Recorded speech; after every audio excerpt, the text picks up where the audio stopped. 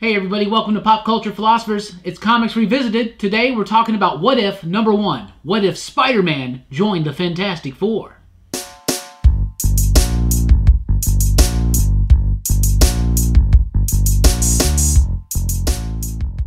That's right everybody, welcome to Pop Culture Philosophers, Comics Revisited. Today we're talking about what if Spider-Man joined the Fantastic Four. I'm Rockin' Robbie Billups, this is Brooks, the Magnificent.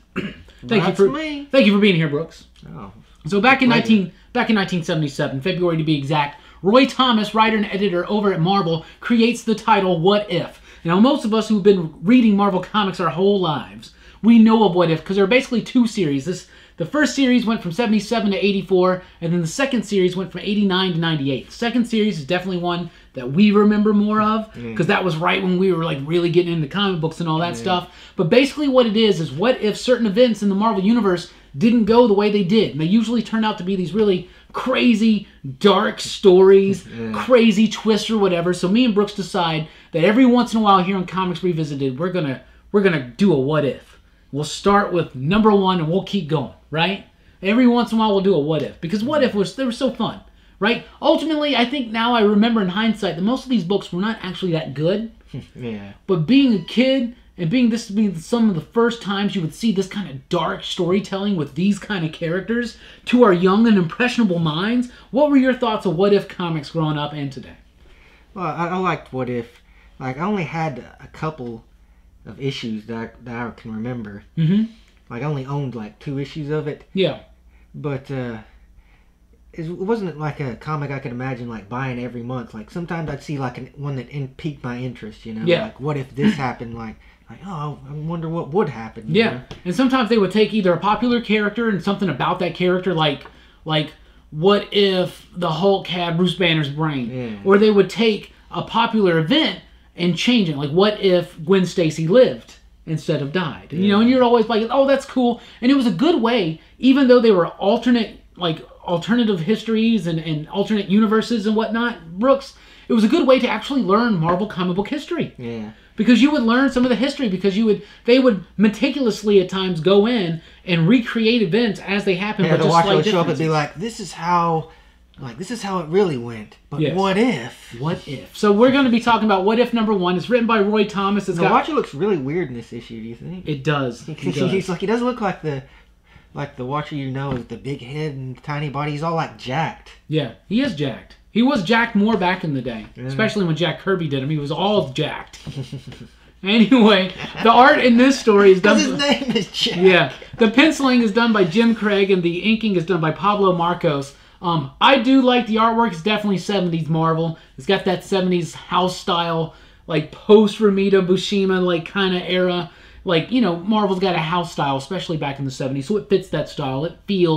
It looks exactly like a Spider-Man or a Fantastic Four comic book looks. But basically the idea is this, is that early on in Spider-Man, in fact in Spider-Man number 1, Amazing Spider-Man number 1, when the first thing Spider-Man does is to try to find money, is he goes to the Fantastic Four and tries to join up to get a paycheck. And they tell him, but we don't give paychecks, get out of here. And Spider-Man just leaves. So what this book presupposes is maybe he didn't.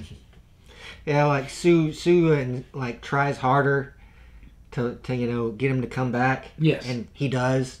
Yes. So he does. So basically because Sue, wait, come back. They come back, Reed thinks about it. He goes, you know, actually, I could give you guys some spending money. Maybe we can make this work. We always could use some extra power. And immediately Ben and Johnny, they're not really down. Yeah. They're like, we don't need this guy around. What a revolt development, man. Petunia could be a better addition.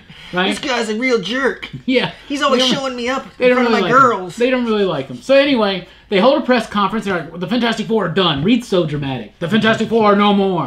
What? What's going on? We're now the Fantastic Five. And I love that moment when Reed's like, now everybody pull off the sticker so it says the 5. Things like, I'm glad I don't have anything to pull off because this is a stupid idea, Reed. Basically. So Spider-Man joins and things turn out a little bit differently. So Roy Thomas, comic book historian that he is, totally figures out when this takes place in continuity. It's after Fantastic Four number 12, where they meet the Hulk, right? So, and what happens, because Spider-Man has now joined the Fantastic Four, the chameleon never strikes, So the Chameleon never becomes a big villain. Yeah. And when the Vulture strikes, the Fantastic Four just take care of him. Like all of Spider-Man's villains just get taken out like so quick. Yes, no problem for Spider. Spider-Man gains so much by joining the Fantastic Four. Spider-Man's like living it up. Spider-Man's life is golden because of this. The bad stuff happens to the Fantastic Four. Yeah. And actually not even that bad. Like they lose their most powerful member. Yeah, they do. They do. But not quite in the dark, tragic way that we were really anticipating. It could have been worse. But... Anyway, so then the Red Ghost story happens, where they go to the moon to meet the Watcher, and I love how the Watcher's like, yes, that's me. Like, the Watcher's telling the story. By the way, yes. Like, it's me, the Watcher. Like Brooks said, Uatu. How do you say that? I don't know. Uatu. That's just how I say it. I always say Uatu in my head. You know, Uatu though? Uatu? Yeah, I think it's Uatu. I like that. Uatu.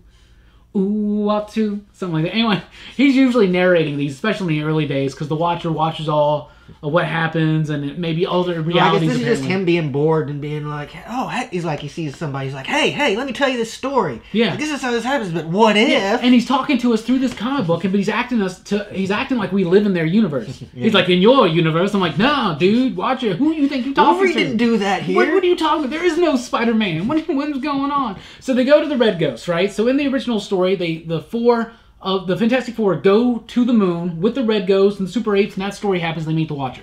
Well, in this one now, Spider-Man's there, right? But the spaceship only has 4 seats. So Reed's like, Susan, why don't you stay behind? So she's like, all right, I'll stay behind. So they go, they deal with Super Apes.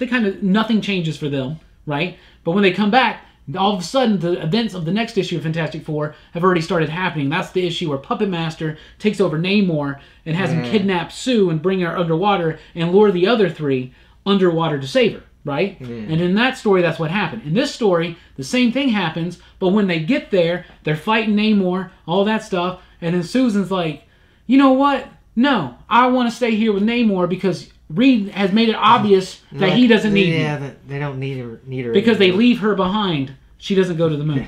She's kind of dramatic about it. I mean, especially when ultimately she's the one that's like, Reed, maybe she we was should think kind of about dramatic it. Back in that day. She was. It was actually a very accurate portrayal. She was like, oh, I'll just stay here. Fuck you, Reed. Yeah, so she stays there, and then she gets bitter about it. But also at the time, Susan was really, really kind of torn between Namor and Reed. If you read those Kirby and Lee books, like that was, she didn't decide. That was the story. Namor was like the sexy bad boy. Yeah, kind of like, the Cyclops, Jean Grey, Wolverine thing. That was kind of the Cyclops is the straight-laced hero guy, and Wolverine's the Wolverine guy. She does eventually decide early on that it is Reed, but during this time, she's still like, her and Reed weren't necessarily a solid thing, right? So basically, what happens is she decides to stay there, and Reed's like, you know what? If Susan's here with Namor, maybe she'll like be a positive influence, and he'll stop trying to like kill all the humans and invade land. He's obviously not in love with her at this point. Right? So he's like, oh, well, we get Spider-Man, I guess. They leave him behind. Yeah, they got Spider-Man. And Spider-Man's even like, man, I feel really bad, man. I feel really bad about this. Like, it's my fault. And Johnny's like, it's not your fault, man. Fate's fate. Or is it, Johnny? But what if? It wasn't? What if? Anyway, the Watcher is actually Scott Stapp. He like rips off the head, and then just starts belting out tunes. What if you did from the moon to the earth? My sacrifice. What if Spider-Man? So then Namor has this magic shell that he puts Sue in that turns her. Of course he does. Turns her into a water breather, and then conveniently forgets that she can't breathe air now, and she almost suffocates. He's like, "Oh, how stupid am I?" So then Reed and them leave, and that's it. So basically, they lose their most powerful member, right? Well, she wasn't at this point, but she not at this point, but she would have been, which probably never would have happened now, because it was Reed's experiments where he with that discovered her other power. Like, Reed was the one that proposed at first that she had that other power of invisible force projection. That was like around issue 21, 22, 23, somewhere around there in the early 20s. I don't know the exact number or page, but it's there. Anyway, that's how we talk, like, really, when we're not on video. We're fake. This is our... When we're at the comic shop hanging out. I don't like this continuity error. What if? But anyway, Spider-Man never joined the Fantastic Four. Yeah, so they leave her behind. And we never get that Reed-Sue combination, which to me is the greatest couple in comic books, in my opinion. Right. Overall, what do you think about the issue, Brooks? I liked it. It was pretty fun. Yeah. Right. Okay. And you know, it's not a whole lot to it because you know it's just a single issue, one and done, you know, kind of story. That's kind of like how the old Lee Kirby ones were, you know. Yeah, absolutely. You know, of course they were building. It is a cool idea to, you know, like just, you know, take certain scenarios and flip them around and see what would happen. Yeah.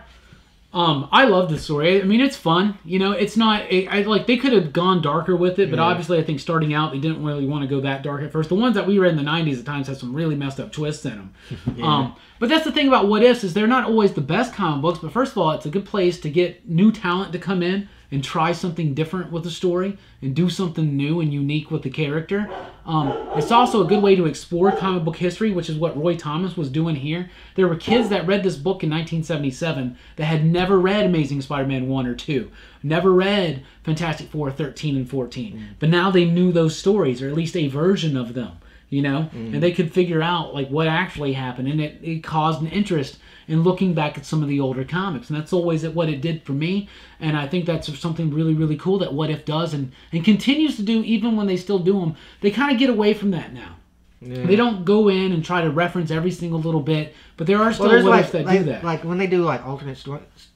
Like stories like that, usually they'll just make it a storyline and then wipe it out when they're done, like Age of Apocalypse or something like that. Ever since 1998, when What If officially wrapped up, they have been doing, here and there have been doing like a series of one-shots. They just recently did another series of one-shots, which the What If Flash Thompson became Spider-Man is definitely a very classic feeling What If comic book, but it doesn't get more What If classic than What If #1. What if Spider-Man joined the Fantastic Four? So ultimately, do you think that it would have been good for Spider-Man to join the Fantastic Four? Not for the Fantastic Four. Not for the Fantastic Four. And like in the long run, I mean, it works for Spider-Man. Yeah, it does. Like he has less, he might have a less tragic life. Yeah, he's just taking it easy. Have definitely kind of like they kind of lost out on that. He's just the joke guy. Yeah. In that one, just a background character. He's not even really a star in the book once he joins. And the way he tries to join, by the way, which is straight up from the first issue of Amazing Spider-Man, is a douchey thing to do. It's a douchement. I'll break into your house and pester you. Yeah. Now give me a job. Anyway. Now pay me money. Thank you guys so much for joining us in this video. What are your recollections of What If #1? Let us know in the comments down below. We will be getting to more What If comic books here on Comics Revisited soon in the future. In fact, when we do part 2, issue 2 of What If is what if Bruce Banner, or what if the Hulk always had Bruce Banner's brain? Ooh, that's a really cool question to ponder, right? Uatu, right? Absolutely. Anyway, but next week we're starting off the year 2019 with a brand new Comics Revisited. We're going to be talking about Young Justice, the 90s series by Peter David, because Brian Michael Bendis is reigniting that series, bringing back 90s Superboy, bringing back Impulse, bringing in Tim Drake Robin, doing Young Justice proud. I loved this series back in the day. I'm bringing Brooks along for the ride. We're going to be talking about Young Justice next week, so be on the lookout for that. Thank you guys so much for watching the video. Thank you so much for liking, sharing, and subscribing. And don't forget to check us out at patreon.com/PCP, where you can help support this channel and unlock exclusive content. I've been Rockin' Robbie Billups. This has been Brooks the Magnificent. Thank you guys for joining the PCP Army. Thanks for digging with us. Thanks for rocking with us. Thanks for revisiting with us. Umbrellas.